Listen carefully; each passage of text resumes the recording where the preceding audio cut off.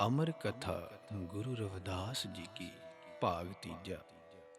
गुरदेव पातशाह की उम्र जदों 6-7 कुछ साल की हुई तो गुरदेव पातशाह के मन विच आया कि क्यों ना पढ़ लिख लिया जाए, क्योंकि पढ़न तो बिना, पढ़ाई तो बिना गरीब समाज के लोगों का, गरीब बच्चों का उधार नहीं हो सकता। जेकर इन्हां दी जिंदगी नूं कुछ रोशन करना है तो पढ़ाई जरूरी है, क्योंकि सतगुरु रविदास महाराज बचपन तो ही गरीब समाज प्रति, जिन्हां नूं लिताड़े निमाणे दलित आख्या जाता सी, उन्हां दे प्रति काफ़ी चिंतित सन।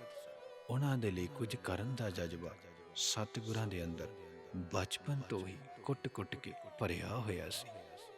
पर उन्हां समयां विच शूद्रां दे बच्चिआं नूं पढ़न दा कोई हक नहीं सी। भाव पढ़ाई लिखाई दा हक, ਗਿਆਨਵਾਨ ਹੋਣ ਦਾ ਹੱਕ ਸ਼ੂਦਰਾਂ ਤੋਂ, ਗਰੀਬਾਂ ਦੇ ਬੱਚਿਆਂ ਤੋਂ, ਉੱਚੀ ਜਾਤ ਵਾਲਿਆਂ ਨੇ ਖੋਹ ਲਿਆ ਸੀ। ਸਿਰਫ ਉੱਚ ਵਰਗ ਦੇ ਬੱਚੇ ਹੀ ਪੜ੍ਹ ਲਿਖ ਸਕਦੇ ਸਨ, ਗਰੀਬਾਂ ਦੇ ਬੱਚੇ ਪੜ੍ਹ ਲਿਖ ਨਹੀਂ ਸਕਦੇ ਸਨ। ਇੱਕ ਚਮਾਰ ਦਾ ਬੱਚਾ ਵੱਡਾ ਹੋ ਕੇ ਚਾਮੜੀ ਤਾਂ ਬਣ ਸਕਦਾ ਸੀ, ਆਪਣੇ ਪਿਤਾ ਪੁਰਖੀ ਕਿੱਤਾ ਤਾਂ ਕਰ ਸਕਦਾ ਸੀ, ਪਰ ਪੜ੍ਹ ਲਿਖ ਕੇ ਗਿਆਨਵਾਨ ਨਹੀਂ ਸੀ ਬਣ ਸਕਦਾ। ਇਸੇ ਤਰ੍ਹਾਂ ਬਾਕੀ ਵੀ ਗਰੀਬ ਲੋਕਾਂ ਦੇ ਬੱਚੇ ਜੋ ਉਹਨਾਂ ਦੀ ਕਿਰਤ ਸੀ ਉਹ ਤਾਂ ਕਰ ਸਕਦੇ ਸਨ, ਲੇਕਿਨ ਪੜ੍ਹ ਲਿਖ ਨਹੀਂ ਸਕਦੇ ਸਨ।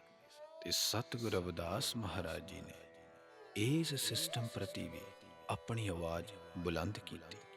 ਸਤਿਗੁਰਾਂ ਨੇ ਜਿਗਰਾ ਕਰਕੇ, ਹੌਸਲਾ ਕਰਕੇ ਆਪਣੇ ਪਰਿਵਾਰ ਨੂੰ ਆਖਿਆ ਕਿ ਮੈਂ ਪੜ੍ਹਨਾ ਚਾਹੁੰਦਾ, ਮੈਂ ਵੀ ਜਿਸ ਤਰ੍ਹਾਂ ਉੱਚੀ ਜਾਤ ਦੇ ਬੱਚੇ ਪੜ੍ਹਦੇ ਨੇ, ਪੰਡਤਾਂ ਦੇ ਬੱਚੇ ਪੜ੍ਹਦੇ ਨੇ, ਇਸੇ ਤਰ੍ਹਾਂ ਮੈਂ ਵੀ ਪੜ੍ਹਨਾ ਲਿਖਣਾ ਚਾਹੁੰਦਾ। ਤੇ ਜਦੋਂ ਸਤਿਗੁਰੂ ਰਵਿਦਾਸ ਮਹਾਰਾਜ ਜੀ ਨੇ ਇਹ ਗੱਲ ਆਪਣੇ ਪਰਿਵਾਰ ਦੇ ਅੱਗੇ ਰੱਖੀ ਤੇ ਪਰਿਵਾਰ ਵਾਲੇ ਹੈਰਾਨ ਹੋ ਗਏ ਕਿ ਇਹ ਕਿਹੋ ਜਿਹੀਆਂ ਗੱਲਾਂ ਕਰ ਰਿਹਾ, ਸਾਡੇ ਪਰਿਵਾਰਾਂ ਵਿੱਚ ਪੜ੍ਹਨਾ ਲਿਖਣਾ ਇਹ ਤਾਂ ਗੱਲ ਹੀ ਵੱਖਰੀ ਹੈ। ਤੇ ਪਰਿਵਾਰ ਵਾਲਿਆਂ ਨੇ ਗੁਰਦੇਵ ਪਾਤਸ਼ਾਹ ਨੂੰ ਝਿੜਕ ਦਿੱਤਾ ਤੇ ਆਖਣ ਲੱਗੇ ਕਿ ਰਵਿਦਾਸ ਜੀ, ਇਹ ਕਿਹੋ ਜਿਹੀਆਂ ਗੱਲਾਂ ਕਰ ਰਹੇ ਹੋ। ਗਰੀਬਾਂ ਦੇ ਬੱਚੇ ਜੋ ਪੀੜ੍ਹੀ ਦਰ ਪੀੜ੍ਹੀ ਉਹਨਾਂ ਦਾ ਕੰਮ ਕਾਰ ਚੱਲਿਆ ਆ ਰਿਹਾ ਹੈ, ਉਹ ਤਾਂ ਕਰ ਸਕਦੇ ਨੇ, ਪਰ ਪੜ੍ਹ ਲਿਖ ਨਹੀਂ ਸਕਦੇ। ਪੁੱਤਰ, ਤੂੰ ਕਿਉਂ ਸਾਨੂੰ ਪਰੇਸ਼ਾਨ ਕਰ ਰਿਹਾ ਹੈ? ਤੂੰ ਸਾਨੂੰ ਕਿਸੇ ਬਿਪਤਾ ਵਿੱਚ ਪਾਏਂਗਾ। ਪੁੱਤਰ, ਕਦੇ ਤੂੰ ਸਾਥੀਆਂ ਨੂੰ ਨਾਲ ਲੈ ਕੇ ਕਿਸੇ ਤਿਉਹਾਰ ਤੇ ਮੇਲੇ ਵਿੱਚ ਚਲੇ ਜਾਂਦਾ ਹੈ, ਤੇ ਅੱਜ ਤੂੰ ਵੱਖਰੀ ਹੀ ਗੱਲ ਕਰ ਦਿੱਤੀ ਹੈ ਕਿ ਤੂੰ ਪੜ੍ਹਨਾ ਲਿਖਣਾ ਚਾਹੁੰਦਾ ਹੈ। ਰਵਿਦਾਸ ਪੁੱਤਰ, ਸਾਡੇ ਵਿੱਚ ਇੰਨੀ ਹੈਸੀਅਤ ਨਹੀਂ, ਸਾਡੀ ਇੰਨੀ ਪਹੁੰਚ ਨਹੀਂ, ਸਾਨੂੰ ਉਹ ਅਧਿਕਾਰ ਨਹੀਂ ਕਿ ਅਸੀਂ ਤੈਨੂੰ ਪੜ੍ਹਾ ਲਿਖਾ ਸਕੀਏ। ਭਾਵ ਕਿ ਪਰਿਵਾਰ ਨੇ ਗੁਰੂ ਰਵਿਦਾਸ ਜੀ ਨੂੰ ਸਾਫ਼ ਜਵਾਬ ਦੇ ਦਿੱਤਾ ਕਿ ਪੁੱਤਰ, ਅਸੀਂ ਤੈਨੂੰ ਨਹੀਂ ਪੜ੍ਹਾ ਸਕਦੇ। ਕਿਉਂਕਿ ਇਹ ਸਾਡਾ ਅਧਿਕਾਰ ਨਹੀਂ ਹੈ, ਸਾਨੂੰ ਪੜ੍ਹਨ ਲਿਖਣ ਦਾ ਹੱਕ ਨਹੀਂ ਹੈ। ਗੁਰਦੇਵ ਪਾਤਸ਼ਾਹ ਇਸ ਤਰ੍ਹਾਂ ਜਵਾਬ ਸੁਣ ਕੇ ਨਿਰਾਸ਼ ਹੋ ਗਏ, ਉਦਾਸ ਹੋ ਗਏ, ਕਿਉਂਕਿ ਗੁਰਦੇਵ ਪਾਤਸ਼ਾਹ ਦੇ ਮਨ ਵਿੱਚ ਪੜ੍ਹਨ ਲਿਖਣ ਦਾ ਚਾਅ ਸੀ। ਉਹ ਚਾਹੁੰਦੇ ਸਨ ਕਿ ਮੈਂ ਵੀ ਪੜ੍ਹਾ ਲਿਖਾਂ, ਕਿਉਂਕਿ ਸਤਿਗੁਰਾਂ ਦੀ ਬਾਣੀ ਵਿੱਚ ਵੀ ਸਤਿਗੁਰਾਂ ਨੇ ਸਾਨੂੰ ਉਪਦੇਸ਼ ਦਿੱਤਾ ਹੈ ਕਿ ਮਾਧੋ ਅਵਿਦਿਆ ਹਿਤਕੀਨ ਵਿਵੇਕ ਦੀਪ ਮਲੀਨ, ਕਿ ਸਮਾਜ ਨੇ ਅਵਿਦਿਆ ਦੇ ਨਾਲ, ਅਗਿਆਨਤਾ ਦੇ ਨਾਲ ਹਿੱਤ ਕਰ ਲਿਆ ਹੈ। ਇਸ ਕਰਕੇ ਗਿਆਨ ਰੂਪੀ ਦੀਪ ਮੈਲਾ ਹੋ ਗਿਆ ਹੈ, ਧੁੰਦਲਾ ਹੋ ਗਿਆ ਹੈ। ਗੁਰਦੇਵ ਪਾਤਸ਼ਾਹ ਕਾਫੀ ਗੰਭੀਰ ਤੇ ਉਦਾਸ ਹੋ ਗਏ। ਕਈ ਦਿਨ ਇਸੇ ਤਰ੍ਹਾਂ ਬੀਤ ਗਏ, ਪਰ ਗੁਰਦੇਵ ਪਾਤਸ਼ਾਹ ਦੇ ਅੰਦਰੋਂ ਪੜ੍ਹਨ ਲਿਖਣ ਦੀ ਚਾਹਤ ਖਤਮ ਨਹੀਂ ਹੋਈ। ਆਪਣੇ ਬਾਬਾ ਜੀ ਨੂੰ ਆਖਦੇ ਰਹਿੰਦੇ, ਬਾਬਾ ਕਾਲੂ ਜੀ ਨੂੰ, ਕਿ ਬਾਬਾ ਜੀ, ਮੇਰਾ ਮਨ ਕਰਦਾ ਹੈ, ਮੇਰਾ ਬਹੁਤ ਮਨ ਕਰਦਾ ਹੈ ਕਿ ਮੈਂ ਪੜ੍ਹਾ ਲਿਖਾਂ, ਮੈਂ ਪੜ੍ਹਨਾ ਚਾਹੁੰਦਾ ਹਾਂ। ਮੈਂ ਵੀ ਜਿਸ ਤਰ੍ਹਾਂ ਉੱਚੀ ਜਾਤ ਦੇ ਬੱਚੇ ਪਾਠਸ਼ਾਲਾ ਵਿੱਚ ਜਾਂਦੇ ਨੇ, ਮੈਂ ਵੀ ਜਾਣਾ ਚਾਹੁੰਦਾ। ਪਰ ਬਾਬਾ ਕਾਲੂ ਜੀ ਅੰਦਰ ਹੀ ਅੰਦਰ ਹੌਂਕਾ ਭਰ ਕੇ ਚੁੱਪ ਕਰ ਜਾਂਦੇ, ਆਪਣੇ ਮਨ ਵਿੱਚ ਸੋਚਦੇ ਕਿ ਪੁੱਤਰ ਰਵਿਦਾਸ, ਮੈਂ ਤੈਨੂੰ ਕਿਸ ਤਰ੍ਹਾਂ ਦੱਸਾਂ, ਕਿਸ ਤਰ੍ਹਾਂ ਸਮਝਾਵਾਂ। ਕਿ ਪੜ੍ਹਨ ਲਿਖਣ ਦਾ ਹੱਕ ਸਾਨੂੰ ਨਹੀਂ ਹੈ। ਇਸ ਤਰ੍ਹਾਂ ਸਤਿਗੁਰ ਰਵਿਦਾਸ ਮਹਾਰਾਜ ਕਦੇ ਕਦੇ ਬਹੁਤ ਜ਼ਿਆਦਾ ਜਿੱਦ ਕਰਦੇ ਪੜ੍ਹਨ ਲਿਖਣ ਲਈ ਘਰ ਵਿੱਚ, ਕਦੇ ਕਦੇ ਇੰਨੀ ਜ਼ਿਆਦਾ ਜਿੱਦ ਕਰਦੇ ਕਿ ਜਿੱਦ ਕਰਦੇ ਕਰਦੇ ਰੋਣ ਲੱਗ ਪੈਂਦੇ ਨੇ ਕਿ ਮੈਂ ਪੜ੍ਹਨਾ ਚਾਹੁੰਦਾ ਹਾਂ।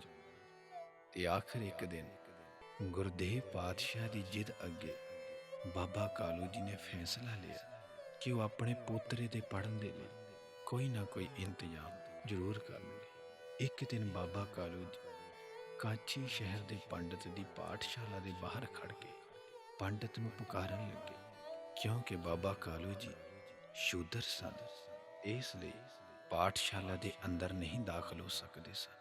ਇਸ ਲਈ ਪਾਠਸ਼ਾਲਾ ਦੇ ਬਾਹਰੋਂ ਆਵਾਜ਼ ਲਗਾਉਂਦੇ ਨੇ ਤੇ ਪੰਡਤ ਉਹਨਾਂ ਦੀ ਆਵਾਜ਼ ਸੁਣ ਕੇ ਬਾਹਰ ਆਇਆ ਅਤੇ ਕਾਫੀ ਦੂਰੀ ਤੋਂ ਹੀ ਉਹਨਾਂ ਦੇ ਨਾਲ ਗੱਲਬਾਤ ਕੀਤੀ।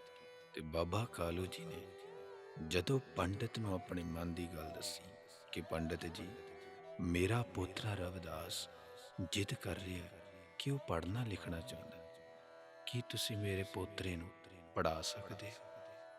ਪਾਠਸ਼ਾਲਾ ਦੇ ਬਾਹਰ ਬੈਠ ਕੇ ਹੀ ਪੜ੍ਹ ਲਵੇਗਾ, ਦੂਰ ਬੈਠ ਕੇ ਪੜ੍ਹ ਲਵੇਗਾ। ਤੇ ਜਦੋਂ ਪੰਡਤ ਨੇ ਇਹ ਗੱਲ ਸੁਣੀ ਬਾਬਾ ਕਾਲੂ ਜੀ ਕੋਲੋਂ, ਤੇ ਪੰਡਤ ਗੁੱਸੇ ਵਿੱਚ ਆ ਗਿਆ ਤੇ ਆਖਣ ਲੱਗਾ ਕਿ ਜਾ ਚਲਾ ਜਾ ਇੱਥੋਂ, ਤੂੰ ਮੇਰਾ ਧਰਮ ਭ੍ਰਸ਼ਟ ਕਰਨ ਆ ਗਿਆ ਹੈ। ਤੈਨੂੰ ਨਹੀਂ ਪਤਾ ਕਿ ਪੜ੍ਹਨ ਲਿਖਣ ਦਾ ਹੱਕ ਸਿਰਫ ਔਰ ਸਿਰਫ ਉੱਚੀ ਜਾਤ ਵਾਲਿਆਂ ਨੂੰ ਹੈ। ਮੈਨੂੰ ਲੱਗਦਾ ਹੈ ਕਿ ਤੇਰਾ ਦਿਮਾਗ ਖਰਾਬ ਹੋ ਗਿਆ ਹੈ। ਇੱਕ ਚਮਾਰ ਦਾ ਬੱਚਾ ਪੜ੍ਹ ਲਿਖੇਗਾ, ਇਹ ਸੋਚ ਵੀ ਕਿਸ ਤਰ੍ਹਾਂ ਲਿਆ ਤੂੰ? ਜਾ ਚਲੇ ਜਾ, ਨਹੀਂ ਤਾਂ ਮੈਂ ਆਪਣੇ ਬੰਦੇ ਤੇਰੇ ਮਗਰ ਛੱਡ ਦਿਆਂਗਾ। ਤੈਨੂੰ ਪਤਾ ਹੈ ਕਿ ਫਿਰ ਉਹ ਤੇਰਾ ਕੀ ਹਾਲ ਕਰਨਗੇ। ਤੇ ਬਾਬਾ ਕਾਲੂ ਜੀ ਉਦਾਸ ਹੋ ਕੇ ਵਾਪਸ ਆ ਗਏ। ਪਰ ਬਾਬਾ ਕਾਲੂ ਜੀ ਹਿੰਮਤ ਨਹੀਂ ਹਾਰੇ। ਇੱਕ ਹੋਰ ਪਾਂਦੇ ਕੋਲ, ਇੱਕ ਹੋਰ ਪੰਡਤ ਕੋਲ ਜਾਂਦੇ ਨੇ ਤੇ ਆਵਾਜ਼ ਲਗਾਉਂਦੇ ਨੇ। ਪਰ ਉਸ ਪੰਡਤ ਨੂੰ ਪਤਾ ਲੱਗ ਗਿਆ ਕਿ ਚਮਾਰ ਆਇਆ ਹੈ, ਇਸ ਲਈ ਉਹ ਪੰਡਤ ਬਾਹਰ ਹੀ ਨਹੀਂ ਨਿਕਲਿਆ, ਅੰਦਰੋਂ ਹੀ ਆਵਾਜ਼ ਦਿੱਤੀ ਕਿ ਕੀ ਗੱਲ ਹੈ। ਤਾਂ ਬਾਬਾ ਕਾਲੂ ਜੀ ਸਾਰੀ ਗੱਲ ਦੱਸਦੇ ਨੇ। ਪਰ ਉਸ ਪਾਂਦੇ ਨੇ ਵੀ, ਉਸ ਪੰਡਤ ਨੇ ਵੀ ਸਾਫ਼ ਜਵਾਬ ਦੇ ਦਿੱਤਾ ਕਿ ਹੁਣ ਸ਼ੂਦਰਾਂ ਦੇ ਬੱਚੇ ਪੜ੍ਹਨਗੇ। ਕਿਹੋ ਜਿਹਾ ਕਲਯੁੱਗ ਆ ਗਿਆ ਹੈ, ਕਿਹੋ ਜਿਹਾ ਭਿਅੰਕਰ ਸਮਾਂ ਆ ਗਿਆ ਹੈ ਕਿ ਸ਼ੂਦਰ ਆਪਣੇ ਬੱਚਿਆਂ ਨੂੰ ਪੜ੍ਹਾਉਣਾ ਚਾਹੁੰਦੇ ਨੇ। ਇਸ ਤਰ੍ਹਾਂ ਬੁਰਾ ਭਲਾ ਆਖ ਕੇ ਬਾਬਾ ਕਾਲੂ ਜੀ ਨੂੰ ਉਸ ਪੰਡਤ ਨੇ ਵੀ ਸਾਫ਼ ਇਨਕਾਰ ਕਰ ਦਿੱਤਾ। ਤੇ ਇੱਧਰ ਗੁਰਦੇਵ ਪਾਤਸ਼ਾਹ ਆਪਣੇ ਬਾਬਾ ਜੀ ਦਾ ਇੰਤਜ਼ਾਰ ਕਰ ਰਹੇ ਸਨ ਕਿ ਕੋਈ ਖੁਸ਼ੀ ਦੀ ਖਬਰ ਆਵੇਗੀ। ਪਰ ਜਦੋਂ ਬਾਬਾ ਕਾਲੂ ਜੀ ਘਰ ਆਏ ਤੇ ਉਹਨਾਂ ਦਾ ਉਦਾਸ ਚਿਹਰਾ ਦੇਖ ਕੇ ਗੁਰਦੇਵ ਪਾਤਸ਼ਾਹ ਅੰਦਾਜ਼ਾ ਲਗਾ ਲੈਂਦੇ ਨੇ ਕਿ ਲੱਗਦਾ ਅੱਜ ਫਿਰ ਕਿਸਮਤ ਹਾਰ ਗਈ ਹੈ। ਬਾਬਾ ਕਾਲੂ ਜੀ ਚੁੱਪਚਾਪ ਆ ਕੇ ਬੈਠ ਜਾਂਦੇ ਨੇ, ਪਰ ਫਿਰ ਵੀ ਆਪਣੇ ਲਾਡਲੇ ਪੁੱਤਰੇ ਨੂੰ ਦਿਲਾਸਾ ਤਾਂ ਦੇਣਾ ਹੀ ਸੀ। ਬਾਬਾ ਕਾਲੂ ਜੀ ਬਾਲ ਰੂਪ ਗੁਰਦੇਵ ਪਾਤਸ਼ਾਹ ਨੂੰ ਆਪਣੇ ਕਲਾਵੇ ਵਿੱਚ ਕੁੱਟ ਕੇ ਨਿੱਘਾ ਪਿਆਰ ਦਿੱਤਾ ਤੇ ਉਹਨਾਂ ਦਾ ਮੱਥਾ ਪਲੋਸ ਕੇ ਆਖਿਆ ਕਿ ਪੁੱਤਰਾ ਰਵਿਦਾਸ, ਭਾਵੇਂ ਪੰਡਤਾਂ ਨੇ ਜਵਾਬ ਦੇ ਦਿੱਤਾ ਹੈ, ਫਿਰ ਵੀ ਇੱਕ ਆਸ ਬਾਕੀ ਹੈ। ਬਾਬਾ ਕਾਲੂ ਜੀ ਆਪਣੇ ਲਾਡਲੇ ਪੋਤਰੇ ਨੂੰ ਦਿਲਾਸੇ ਦੇ ਰਹੇ ਨੇ। ਦੂਸਰੇ ਦਿਨ ਦੀ ਸੁਬਾਹ ਹੋਈ ਤੇ ਗੁਰਦੇਵ ਪਾਤਸ਼ਾਹ ਨੇ ਫਿਰ ਆਪਣੇ ਪੜ੍ਹਨ ਲਿਖਣ ਦਾ ਸਵਾਲ ਖੜਾ ਕਰ ਦਿੱਤਾ। ਭਾਵੇਂ ਬਾਕੀ ਸਾਰਾ ਪਰਿਵਾਰ ਗੁਰਦੇਵ ਪਾਤਸ਼ਾਹ ਦੀ ਇਸ ਜਿੱਦ ਤੇ ਬਾਰ-ਬਾਰ ਉਹਨਾਂ ਨੂੰ ਝਿੜਕ ਰਿਹਾ ਸੀ, ਪਰ ਫਿਰ ਵੀ ਬਾਬਾ ਕਾਲੂ ਜੀ ਆਪਣੇ ਲਾਡਲੇ ਪੋਤਰੇ ਨੂੰ ਉਦਾਸ ਨਹੀਂ ਸੀ ਕਰਨਾ ਚਾਹੁੰਦੇ। ਇਸ ਲਈ ਦਿਲਾਸਾ ਦਿੰਦੇ ਨੇ ਕਿ ਮੈਂ ਕੋਈ ਨਾ ਕੋਈ ਪ੍ਰਬੰਧ ਇਹਨਾਂ ਦੀ ਪੜ੍ਹਾਈ ਦਾ ਜ਼ਰੂਰ ਕਰਾਂਗਾ। ਤੇ ਇੱਕ ਕਹਾਵਤ ਵੀ ਹੈ, ਕਹਿੰਦੇ ਨੇ ਕਿ ਜਿੱਥੇ ਚਾਹ ਉੱਥੇ ਰਾਹ। ਕੋਈ ਨਾ ਕੋਈ ਰਸਤਾ ਉਹ ਪਰਿਪੂਰਨ ਪਰਮਾਤਮਾ ਆਪ ਹੀ ਦਿਖਾ ਦਿੰਦਾ ਹੈ। ਤੁਹਾਡੇ ਮਨ ਵਿੱਚ ਜੇਕਰ ਲਗਨ ਸੱਚੀ ਹੈ, ਤੁਹਾਡੇ ਮਨ ਵਿੱਚ ਜਜ਼ਬਾ ਹੈ ਕੁਛ ਕਰਨ ਦਾ, ਤੇ ਰਸਤਾ ਵੀ ਤੁਹਾਨੂੰ ਆਪਣੇ ਆਪ ਮਿਲ ਜਾਂਦਾ ਹੈ। ਇੱਕ ਦਿਨ ਕੀ ਹੋਇਆ, ਇੱਕ ਮੌਲਵੀ ਸ਼ੂਦਰਾਂ ਦੀ ਬਸਤੀ ਵਿੱਚ ਆਇਆ ਅਤੇ ਆ ਕੇ ਬਾਬਾ ਕਾਲੂ ਜੀ ਨੂੰ ਵਿਆਹ ਵਾਸਤੇ ਵਧੀਆ ਵਧੀਆ ਜੁੱਤੀਆਂ ਬਣਾਉਣ ਲਈ ਆਖਣ ਲੱਗਾ। ਪਰ ਬਾਬਾ ਕਾਲੂ ਜੀ ਫਿਕਰਾਂ ਵਿੱਚ ਡੁੱਬੇ ਹੋਏ ਸਨ, ਉਦਾਸ ਸਨ। ਅਤੇ ਮੌਲਵੀ ਬਾਬਾ ਜੀ ਨੂੰ ਉਦਾਸ ਦੇਖ ਕੇ ਆਖਣ ਲੱਗਾ ਕਿ ਕਾਲੂ ਜੀ, ਕੀ ਗੱਲ ਹੈ, ਇੰਨੇ ਉਦਾਸ ਕਿਉਂ, ਚਿੰਤਾ ਵਿੱਚ ਕਿਉਂ ਹੋ? ਤੇ ਬਾਬਾ ਕਾਲੂ ਜੀ ਆਖਣ ਲੱਗੇ ਕਿ ਮੌਲਵੀ ਜੀ, ਮੇਰਾ ਪੋਤਰਾ ਪੜ੍ਹਨਾ ਚਾਹੁੰਦਾ ਹੈ, ਪਰ ਕੋਈ ਪੰਡਿਤ ਉਸ ਨੂੰ ਪੜ੍ਹਾਉਣਾ ਨਹੀਂ ਚਾਹੁੰਦਾ, ਕੋਈ ਪੜ੍ਹਾਉਣ ਲਈ ਤਿਆਰ ਨਹੀਂ। ਮੇਰਾ ਪੋਤਰਾ ਬਹੁਤ ਜਿੱਦ ਕਰਦਾ ਹੈ ਪੜ੍ਹਨ ਲਈ, ਪਰ ਮੈਂ ਮਜਬੂਰ ਹਾਂ। ਉਸ ਦੇ ਪੜ੍ਹ ਲਿਖਣ ਲਈ ਕੋਈ ਉਪਰਾਲਾ ਕੁਝ ਵੀ ਨਹੀਂ ਮੈਂ ਕਰ ਸਕਦਾ। ਮੌਲਵੀ ਨੇ ਸਾਰੀ ਗੱਲ ਸੁਣਨ ਤੋਂ ਬਾਅਦ ਆਖਿਆ ਕਿ ਕਾਲੂ ਜੀ, ਇਹ ਕਿਹੜੀ ਵੱਡੀ ਗੱਲ ਹੈ, ਤੁਸੀਂ ਮੇਰੇ ਕੋਲ ਆਪਣੇ ਪੋਤਰੇ ਨੂੰ ਪੜ੍ਹਨ ਲਈ ਭੇਜ ਦਿਆ ਕਰੋ, ਪਰ ਇੱਕ ਸ਼ਰਤ ਹੈ ਕਿ ਤੁਸੀਂ ਉਸ ਨੂੰ ਦੁਪਹਿਰ ਦੇ ਸਮੇਂ ਭੇਜਣਾ, ਜਦੋਂ ਮੇਰੇ ਸਾਰੇ ਸ਼ਾਗਿਰਦ ਪੜ੍ਹ ਕੇ ਚਲੇ ਜਾਇਆ ਕਰਨਗੇ। ਇੱਕ ਹੋਰ ਸ਼ਰਤ ਕਾਲੂ ਜੀ, ਜਿੰਨਾ ਸਮਾਂ ਆਪ ਦਾ ਪੁੱਤਰ ਮੇਰੇ ਕੋਲ ਪੜ੍ਹੇਗਾ, ਮੈਂ ਆਪ ਨੂੰ ਜੁੱਤੀਆਂ ਦੇ ਪੈਸੇ ਨਹੀਂ ਦੇਣੇ। ਮੌਲਵੀ ਦੀ ਗੱਲ ਸੁਣ ਕੇ ਬਾਬਾ ਕਾਲੂ ਜੀ ਦੇ ਸਰੀਰ ਵਿੱਚ ਜਿਸ ਤਰ੍ਹਾਂ ਨਵੀਂ ਜਾਨ ਪੈ ਗਈ, ਉਹਨਾਂ ਦੇ ਚਿਹਰੇ ਤੇ ਇੱਕਦਮ ਖੁਸ਼ੀ ਦੀ ਲਹਿਰ ਆ ਗਈ। ਮੌਲਵੀ ਸਾਹਿਬ ਨੂੰ ਆਖਣ ਲੱਗੇ, ਮੈਂ ਤੁਹਾਡੇ ਸਾਰੇ ਪਰਿਵਾਰ ਲਈ ਜੋੜੇ ਫਰੀ ਵਿੱਚ ਤਿਆਰ ਕਰਾਂਗਾ। ਤੁਹਾਡੀ ਘੋੜੀ ਵਾਸਤੇ ਨਵੀਂ ਨਕੋਰ ਕਾਠੀ, ਪਾਣੀ ਦੀ ਮਸ਼ਕ ਵੀ ਦੇਵਾਂਗਾ। ਬਸ ਤੁਸੀਂ ਮੇਰੇ ਪੋਤਰੇ ਨੂੰ ਪੜ੍ਹਾ ਦਿਓ, ਤੁਹਾਡੀ ਬਹੁਤ ਮਿਹਰਬਾਨੀ ਹੋਵੇਗੀ। ਮੌਲਵੀ ਖੁਸ਼ ਹੋਇਆ ਤੇ ਆਖਿਆ ਕਿ ਕਾਲੂ ਜੀ, ਕੱਲ੍ਹ ਤੋਂ ਹੀ ਆਪਣੇ ਪੋਤਰੇ ਨੂੰ ਤੁਸੀਂ ਮੇਰੇ ਮਦਰਸੇ ਵਿੱਚ, ਭਾਵ ਪਾਠਸ਼ਾਲਾ ਵਿੱਚ ਭੇਜ ਦਿਓ, ਅਤੇ ਕਿਸੇ ਨਾਲ ਕੋਈ ਗੱਲ ਨਾ ਕਰਨੀ। ਇਹ ਬ੍ਰਾਹਮਣ ਲੋਕ ਬੁਰਾ ਮਨਾਉਣਗੇ, ਪਰ ਮੈਨੂੰ ਕਿਸੇ ਬ੍ਰਾਹਮਣ ਦਾ ਡਰ ਵੀ ਨਹੀਂ ਹੈ। ਮੈਂ ਇੱਕ ਸੱਚਾ ਮੁਸਲਮਾਨ ਹਾਂ, ਅਤੇ ਸੱਚੇ ਮੁਸਲਮਾਨ ਨੂੰ ਇਹ ਉਪਦੇਸ਼ ਹੈ ਕਿ ਕਿਸੇ ਵੀ ਗਰੀਬ ਦੇ ਨਾਲ ਕੋਈ ਫਰਕ ਨਹੀਂ ਕਰਨਾ, ਜਿੰਨੀ ਵੀ ਹੋ ਸਕੇ ਗਰੀਬ ਦੀ ਮਦਦ ਕਰਨੀ। ਕੁਰਾਨ ਦੇ ਮੁਤਾਬਕ ਕੋਈ ਉੱਚਾ ਕੋਈ ਨੀਵਾਂ ਨਹੀਂ ਹੈ, ਕੋਈ ਅਛੂਤ ਕੋਈ ਸ਼ੂਦਰ ਨਹੀਂ ਹੈ। ਇਸਲਾਮ ਅਜਿਹੀਆਂ ਘਟੀਆ ਸੋਚਾਂ ਨੂੰ ਨਹੀਂ ਮੰਨਦਾ। ਕੁਰਾਨ ਸਭ ਨੂੰ ਬਰਾਬਰ ਸਮਝਦਾ ਹੈ। ਕੁਰਾਨ ਕਿਸੇ ਨਾਲ ਵੀ ਵਿਤਕਰਾ ਕਰਨ ਦੀ ਆਗਿਆ ਨਹੀਂ ਦਿੰਦਾ।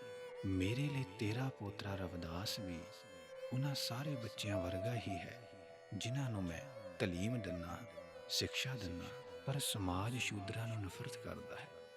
ਇਸ ਕਰਕੇ ਅਸੀਂ ਕੋਈ ਵੀ ਸਮਾਜਿਕ ਬਖੜੇਵਾ, ਕੋਈ ਵੀ ਸਮਾਜਿਕ ਝਗੜਾ ਨਹੀਂ ਕਰਨਾ ਚਾਹੁੰਦੇ। ਕਾਂਚੀ ਹਿੰਦੂਆਂ ਦਾ ਸ਼ਹਿਰ ਹੈ। ਤੇਰੇ ਪੋਤਰੇ ਦਾ ਮੇਰੇ ਘਰ ਪੜ੍ਹਨ ਆਉਣਾ ਸ਼ਾਇਦ ਇਹਨਾਂ ਹਿੰਦੂਆਂ ਨੂੰ ਨਾ ਚੰਗਾ ਲੱਗੇ, ਪਰ ਮੁਸਲਮਾਨ ਦੇ ਮੂੰਹੋਂ ਨਿਕਲੇ ਇਹ ਸ਼ਬਦ ਵੀ ਵਾਪਸ ਨਹੀਂ ਹੁੰਦੇ। ਮੈਂ ਤੇਰੇ ਪੋਤਰੇ ਨੂੰ ਹਰ ਕੀਮਤ ਤੇ ਪੜ੍ਹਾਵਾਂਗਾ। ਕਾਲੂ ਜੀ, ਮੁਲਕ ਤੇ ਸਾਡਾ ਰਾਜ ਹੈ, ਅਤੇ ਸਾਡੇ ਰਾਜ ਸਾਡੇ ਸਾਹਮਣੇ ਕੋਈ ਕਾਫਰ ਉੱਚੀ ਧੌਣ ਨਹੀਂ ਕਰ ਸਕਦਾ। ਬਹੁਤ ਵੱਡਾ ਜਿਗਰਾ ਕਰਕੇ ਮੌਲਵੀ ਨੇ ਸ਼ੂਦਰਾਂ ਦੇ ਬੱਚੇ ਨੂੰ ਪੜ੍ਹਾਉਣ ਦਾ ਫੈਸਲਾ ਕਰ ਲਿਆ। ਅਤੇ ਜਦੋਂ ਇਹ ਖਬਰ ਗੁਰਦੇਵ ਪਾਤਸ਼ਾਹ ਨੂੰ ਪਤਾ ਲੱਗੀ ਤਾਂ ਗੁਰਦੇਵ ਪਾਤਸ਼ਾਹ ਦੀ ਖੁਸ਼ੀ ਦਾ ਟਿਕਾਣਾ ਨਾ ਰਿਹਾ। ਭਾਵੇਂ ਉੱਪਰੋਂ ਸਾਰੇ ਪਰਿਵਾਰ ਦੇ ਮੈਂਬਰ, ਹੋਰ ਸਾਕ ਸੰਬੰਧੀ ਗੁਰਦੇਵ ਪਾਤਸ਼ਾਹ ਨੂੰ ਕੋਸਦੇ ਸਨ, ਰੋਕਦੇ ਸਨ, ਪਰ ਅੱਜ ਸਾਰੇ ਖੁਸ਼ ਸਨ ਕਿ ਰਵਿਦਾਸ ਜੀ ਨੂੰ ਪੜ੍ਹਨ ਦਾ ਮੌਕਾ ਮਿਲ ਰਿਹਾ ਹੈ। ਦੂਜਾ ਦਿਨ ਆਇਆ।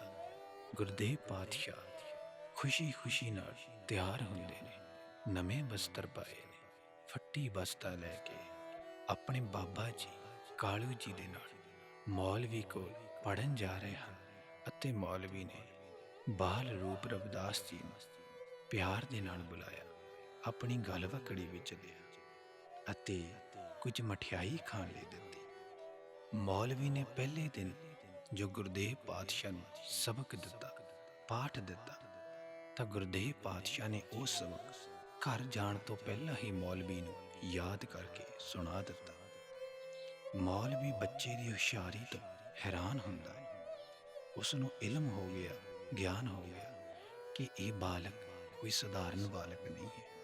ਭਾਵੇਂ ਇਸ ਦਾ ਜਨਮ ਸ਼ੂਦਰ ਬਸਤੀ ਵਿੱਚ ਹੋਇਆ, ਪਰ ਇਹ ਤਾਂ ਬ੍ਰਾਹਮਣਾਂ ਦੇ ਬੱਚਿਆਂ ਦੇ ਨਾਲੋਂ ਵੀ ਰੌਸ਼ਨ ਦਿਮਾਗ ਹੈ, ਤੇਜ਼ ਦਿਮਾਗ ਵਾਲਾ ਹੈ। ਕੁਝ ਦਿਨਾਂ ਵਿੱਚ ਇਹ ਗੱਲ ਬ੍ਰਾਹਮਣਾਂ ਵਿੱਚ ਛਿੜ ਪਈ ਕਿ ਇੱਕ ਮੌਲਵੀ ਨੇ ਸ਼ੂਦਰਾਂ ਦੇ ਬੱਚੇ ਨੂੰ ਪੜ੍ਹਾਉਣ ਦਾ ਜ਼ਿੰਮਾ ਚੁੱਕਿਆ। ਉਹ ਸ਼ੂਦਰਾਂ ਦੇ ਬੱਚੇ ਨੂੰ ਪੜ੍ਹਾ ਰਿਹਾ ਹੈ, ਪਰ ਬ੍ਰਾਹਮਣਾਂ ਦੇ ਵਿੱਚ, ਪੰਡਤਾਂ ਦੇ ਵਿੱਚ ਇੰਨਾ ਹੌਸਲਾ, ਇੰਨਾ ਜਿਗਰਾ ਨਹੀਂ ਸੀ ਕਿ ਉਹ ਮੌਲਵੀ ਨੂੰ ਰੋਕ ਸਕਦੇ ਜਾਂ ਮੌਲਵੀ ਦੇ ਖਿਲਾਫ ਜਾਂਦੇ। ਕੁਝ ਮਹੀਨੇ ਪੜ੍ਹਾਉਣ ਤੋਂ ਬਾਅਦ ਮੌਲਵੀ ਨੇ ਇਹ ਫੈਸਲਾ ਕੀਤਾ ਕਿ ਹੁਣ ਉਹ ਰਵਿਦਾਸ ਜੀ ਨੂੰ ਆਪਣੇ ਬਾਕੀ ਸ਼ਾਗਿਰਦਾਂ ਨਾਲ ਬੈਠ ਕੇ ਹੀ ਪੜ੍ਹਾਵੇਗਾ। ਜਿੱਥੇ ਬਾਕੀ ਬੱਚੇ ਬਹਿੰਦੇ ਨੇ ਉਸ ਜਗ੍ਹਾ ਹੀ ਰਵਿਦਾਸ ਜੀ ਨੂੰ ਬਿਠਾ ਲੇਗਾ।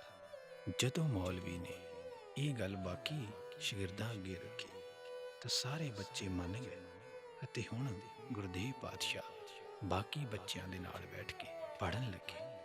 ਕਾਂਚੀ ਦੀ ਧਰਤੀ ਤੇ ਸ਼ੂਦਰ ਬਰਾਦਰੀ ਦੀ ਇਹ ਬਹੁਤ ਵੱਡੀ ਜਿੱਤ ਸੀ, ਬਹੁਤ ਵੱਡੀ ਪ੍ਰਾਪਤੀ ਸੀ ਕਿ ਉਸ ਸਮੇਂ ਇੱਕ ਸ਼ੂਦਰ ਬੱਚਾ, ਇੱਕ ਨੀਵੀਂ ਜਾਤ ਦਾ ਬੱਚਾ ਮੌਲਵੀ ਦੇ ਕੋਲੋਂ ਪੜ੍ਹਾਈ ਕਰ ਰਿਹਾ ਹੈ, ਮਦਰਸੇ ਵਿੱਚ ਪੜ੍ਹ ਰਿਹਾ ਹੈ ਜਾ ਕੇ। ਇਹ ਬਹੁਤ ਵੱਡੀ ਪ੍ਰਾਪਤੀ ਸੀ ਉਸ ਸਮੇਂ। ਅਤੇ ਗੁਰਦੇਵ ਪਾਤਸ਼ਾਹ ਨੇ ਵੀ ਪੂਰੀ ਇਮਾਨਦਾਰੀ ਨਾਲ ਪੜ੍ਹਾਈ ਸਿੱਖੀ, ਲਗਨ ਦੇ ਨਾਲ ਸਬਕ ਹਾਸਲ ਕੀਤਾ। ਗੁਰਦੇਵ ਪਾਤਸ਼ਾਹ ਬਚਪਨ ਤੋਂ ਹੀ ਚਿੱਟੇ ਵਸਤਰ ਪਹਿਨਦੇ ਸਨ, ਸਾਫ ਸੁਥਰੇ ਰਹਿਣਾ, ਹਰ ਰੋਜ਼ ਇਸ਼ਨਾਨ ਕਰਨਾ ਉਹਨਾਂ ਦਾ ਇਹ ਰੋਜ਼ ਦਾ ਨੇਮ ਸੀ। ਅਜਿਹੀਆਂ ਹੀ ਗੱਲਾਂ ਮੌਲਵੀ ਨੂੰ ਭਾ ਗਈਆਂ ਅਤੇ ਉਸਨੇ ਰਵਿਦਾਸ ਜੀ ਨੂੰ ਬਹੁਤ ਹੀ ਦਿਲੋਂ ਹਰ ਇੱਕ ਭਾਸ਼ਾ ਦਾ ਗਿਆਨ ਦਿੱਤਾ। ਮੌਲਵੀ ਦੇ ਕੋਲੋਂ ਗੁਰਦੇਵ ਪਾਤਸ਼ਾਹ ਨੇ ਪ੍ਰਾਕ੍ਰਿਤਕ, ਬ੍ਰਿਜ, ਸੰਸਕ੍ਰਿਤ, ਉਰਦੂ, ਫਾਰਸੀ ਅਤੇ ਅਰਬੀ ਦੀ ਤਾਲੀਮ ਹਾਸਲ ਕੀਤੀ। ਪੜ੍ਹਾਈ 'ਚ ਉਹਨਾਂ ਦਾ ਦਿਮਾਗ ਬਹੁਤ ਤੇਜ਼ ਸੀ, ਇਸੇ ਕਰਕੇ ਉਹ ਕਾਫੀ ਹੁਸ਼ਿਆਰ ਵਿਦਿਆਰਥੀ ਬਣ ਗਏ ਸਨ। ਉਹਨਾਂ ਨੂੰ ਪੜ੍ਹਾ ਕੇ ਮੌਲਵੀ ਨੂੰ ਵੀ ਬਹੁਤ ਸਕੂਨ ਮਿਲਦਾ, ਖੁਸ਼ੀ ਮਿਲਦੀ। ਮੌਲਵੀ ਨੇ ਗੁਰਦੇਵ ਪਾਤਸ਼ਾਹ ਨੂੰ ਆਪਣੇ ਪੁੱਤਰਾਂ ਦੀ ਤਰ੍ਹਾਂ ਗਿਆਨਵਾਨ ਬਣਾਇਆ।